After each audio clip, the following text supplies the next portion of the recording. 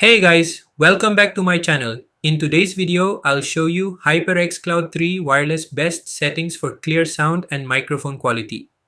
First, go to the Microsoft Store and install HyperX Ngenuity. Open it and update your headset firmware. This is important for best performance.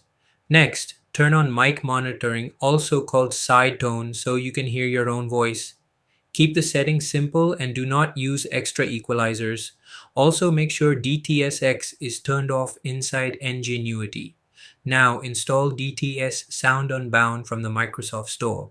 Open the app and turn on DTS Headphone X for better surround sound.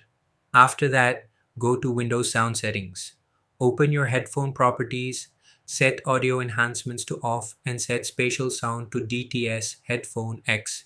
Restart your computer to apply all settings. Finally, keep your volume balanced on left and right and set your microphone to full for clear voice. And that's it. Now you have the best setup for your headset. If this video helped you, don't forget to like, share, and subscribe.